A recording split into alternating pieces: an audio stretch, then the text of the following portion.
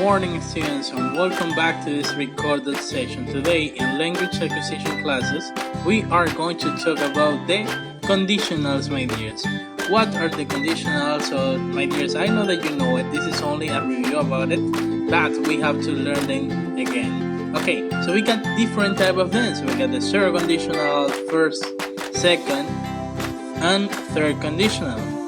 Okay, so these are pretty important. Also, you have to learn about the mixed conditional, how to use them, when to use them. Well, firstly, my dears, conditional is a type of sentence that is made up of an if clause that it expresses a condition and a main clause that expresses the result, my dears. Remember, it is pretty important.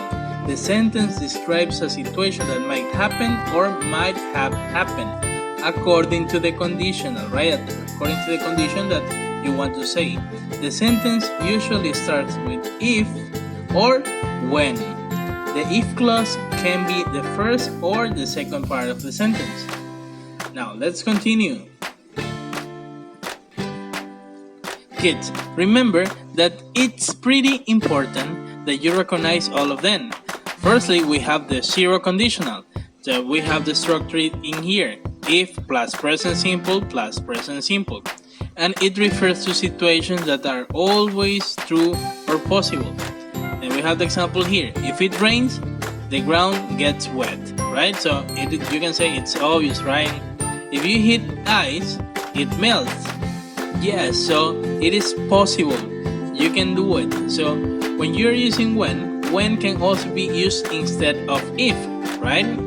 So you can use when instead of if. Okay, so that is for the zero conditional. Now let's learn about the first conditional. So we have the if plus present simple plus future simple. In this case you have to use will. Okay, so it refers to a situation that it is possible or realistic too, but in a future, my dears, right? So if I go to the shop, I will buy something, right? So you don't buy it in the moment, right? So you will buy something. If I study hard, I will pass my exams, right? So you have an expectation about that one, and it could be possible. Now let's continue with the second conditional. In the second conditional, we have to change something, right? So in this case, we're going to use if plus the past simple plus would plus the verb, and the verb is in the base form, and it refers to a situation that is impossible or unlikely to happen. Unlikely means improbable. And for example, we got that, right? So if I won the lottery, where is in the past, I would buy a mansion. If I were you, I would quit smoking. Okay, remember, my dears, when you're using second conditional, you have to say if I were you, right? It's a mistake if you use I was you. That's not the thing. Now, in the third conditional, we have the if plus the past perfect plus would have plus the past participle, right? And it refers to a past situation that differs from reality, right? So, for example, if I had saved my money, I would have bought a car, right? So he think about it in the past. For the present, if I had studied, I would have passed my exams.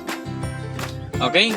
And now, we have to finish with something that it is pretty extreme to recognize, the mixed conditionals. Okay, so we can make the if plus the second conditional and the third conditional, or you can use if plus the third conditional and the second conditional, right?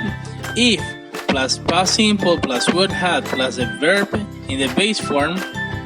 And also, kids, what we have to say about it, that if the if plus the past perfect plus would have plus the past participle. Okay, so we got the two of them, right? So we got the example. If I weren't so busy, I would have gone on holiday last week. Okay, so we are mixing something. If I weren't so busy, that's for second conditional. Then in the next part, in the main clause, you are using the third conditional. I would have gone on holiday last week. And the other example is, if I had been born in the UK, I would speak English very well. Now, my dears, we got in the second example, we got the third conditional with the if clause, and in the main clause, we are using the second conditional. Well, my dears, that's it. Thank you for watching, and see you and goodbye, my dears. Goodbye.